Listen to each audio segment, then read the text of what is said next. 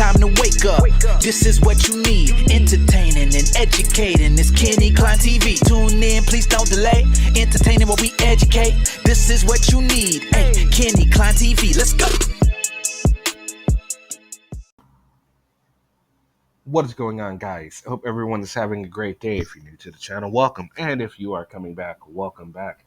And if you've yet to subscribe, please go ahead and do that.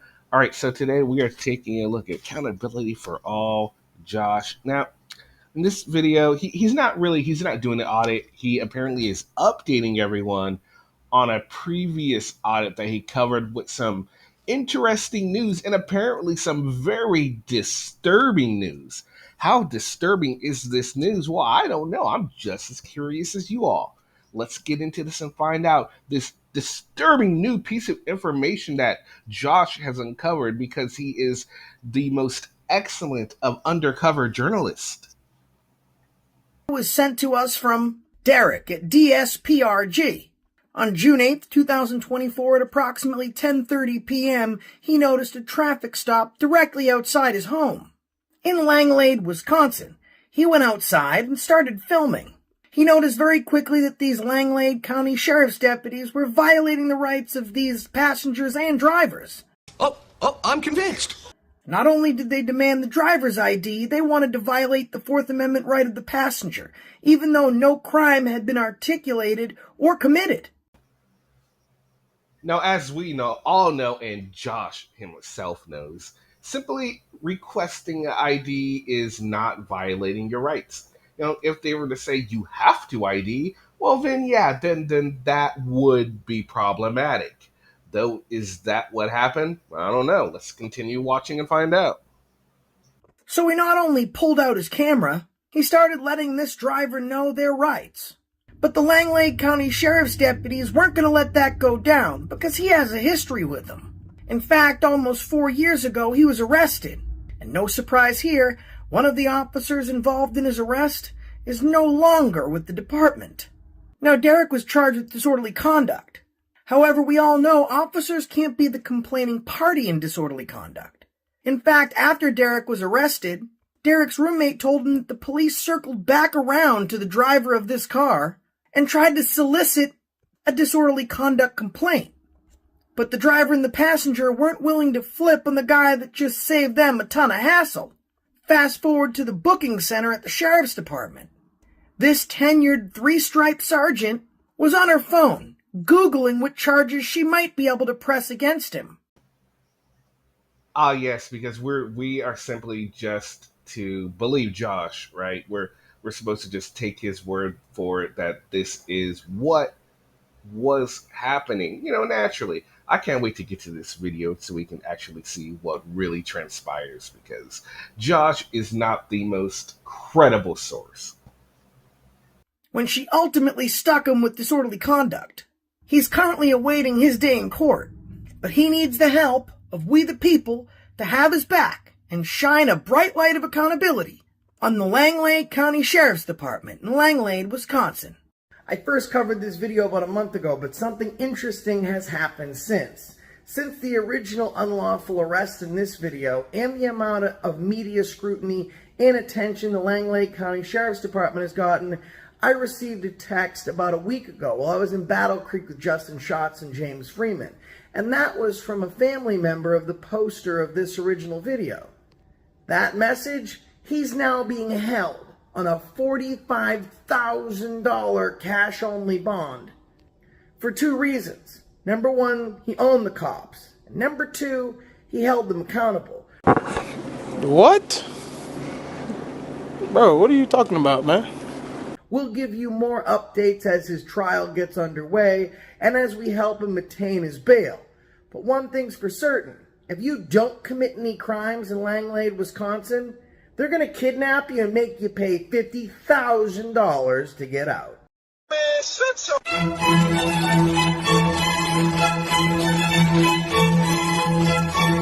Let's jump into the video. Dirty cops are all about quid pro quo, and it should be noted that we believe the driver of this vehicle didn't have a license to operate a motor vehicle. However, he was never arrested or cited. In fact, the officers let the driver move his own vehicle almost 2 blocks away to park it by a church. Okay. That doesn't sound right though, does it? A cop helping a driver violate the law when he has no license to operate a motor vehicle. Oh, okay, so on this one, I do kind of agree with Josh simply because you see a lot of these Moorish individuals get to drive their car away, even though they don't have a license, they don't have the license plates, and some cops let them go. I don't agree with that. Same for this. If you do not have a license, you should not be out there driving. You could be a liability to other drivers, right? But it seems like they allowed him to park the car, so they're not letting him drive off, which is actually really nice instead of it being towed, right? So that's kind of cool. But Josh has got to make this look bad, right? Well, the law can be put aside when you have a bone to pick with a journalist. So the guy allegedly driving the motor vehicle with no license to do so is actually helped by police and able to drive away. The guy filming the stop and protecting the passenger's rights, he needed to go to jail. Did you want me to move?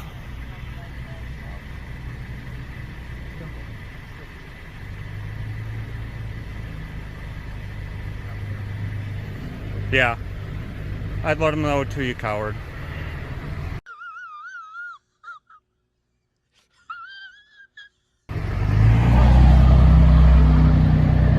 Hey! Hey! No, roll your window down. As a passenger, you should have told him, what crime do I commit? She's the driver. Focus on your traffic stop. Did he ask for your name and ID? Did you give it to him? Yeah, you don't got to give him any information as a passenger. What did you get pulled over for? Speeding? Speeding or no? Yeah. Just don't answer questions.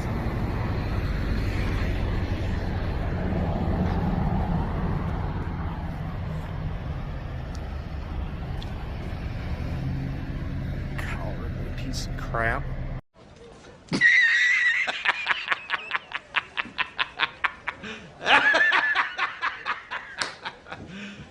You serious?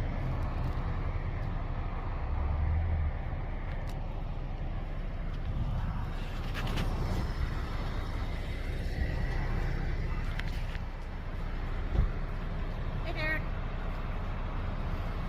How are you? 27.